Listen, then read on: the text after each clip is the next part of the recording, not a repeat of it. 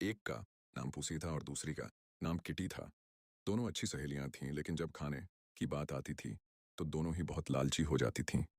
एक दिन दोनों बिल्लियां बहुत भूखी थीं और भोजन की तलाश में यहाँ वहां भटक रही थीं। अचानक उनकी नज़र सड़क के किनारे पड़ी, रोटी के एक बड़े टुकड़े पर पड़ी। दोनों की आंखों में चमक आ गई। किटी चिल्लाई, देखो, रोटी! और उसने झपट्टा मारा। ठीक उसी समय पूसी ने भी छलांग लगाई और रोटी पर अपना पंजा रख दिया। पूसी बोली, यह रोटी मैंने पहले देखी, इसलिए यह मेरी है। किटी ने गुस्से में कहा, नहीं, इसे मैंने पहले उठाया है, तो यह मेरी हुई। देखते ही देखते दोनों के बीच भयंकर लड़ाई शुरू हो गई। वे एक दूसरे पर गुर्राने लगीं। कुछ देर लड़ने के बाद उन्हें लगा कि ऐसे तो किसी को कुछ नहीं मिलेगा। तब पूसी ने सुझाव दिया, लड़ने का कोई फायदा नहीं है। चलो, हम इस रोटी के 2 बराबर टुकड़े कर लेते हैं और आपस में बांट लेते हैं।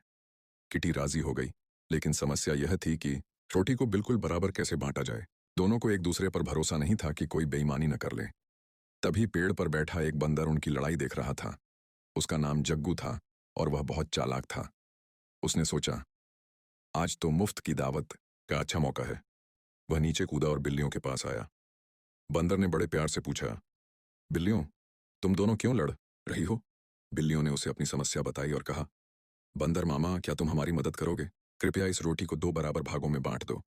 बंदर मन ही मन मुस्कुराया और बोला, हाँ हाँ, क्यों नहीं, मैं बहुत न्यायप्रिय हूँ। मेरे पास एक तराजू कांटा है, मैं अभी उससे बराबर बंटवारा कर देता हूँ। बंदर कहीं से एक तराजू ले आया। उसने रोटी के 2 टुकड़े किए और तराजू के दोनों पलड़ों में एक एक टुकड़ा रख दिया। तोलते समय उसने देखा कि एक पलड़ा थोड़ा नीचे झुक गया है, यानी वह टुकड़ा भारी था। बंदर बोला, अरे, ये वाला टुकड़ा थोड़ा बड़ा है, रुको मैं इसे बराबर कर देता हूँ। उसने बड़े वाले टुकड़े में से एक बड़ा हिस्सा काटकर खा लिया। अब जब उसने दोबारा तोला तो दूसरा वाला पलड़ा भारी हो गया।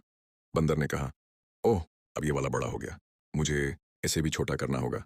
उसने दूसरे टुकड़े में से भी एक बड़ा हिस्सा काटकर खा लिया। यह सिलसिला चलता रहा। बंदर कभी इस टुकड़े को खाता, कभी उस टुकड़े को। दोनों बिल्लियां मुंह ताकती रहीं, ये सोचकर कि अब उन्हें बराबर हिस्सा मिलेगा। धीरे धीरे रोटी के दोनों टुकड़े बहुत छोटे रह गए। अब बिल्लियों को समझ आ गया कि बंदर उन्हें बेवकूफ बना रहा है। पूसी घबराकर बोली, बंदर मामा, अब रहने दो, जो बचा है हम उसे ही बांट लेंगे, कृपया तराजू रोक दो। बंदर ने हंसते हुए कहा, ऐसे कैसे, मैंने इतनी मेहनत की, इतना पसीना बहाया, ये बचा हुआ टुकड़ा तो मेरी मजदूरी फीस है। यह कहकर बंदर ने रोटी का बचा हुआ आखिरी टुकड़ा भी मुंह में डाला और पेड़ पर चढ़ गया। बेचारी बिल्लियां एक दूसरे का मुंह देखती रह गईं।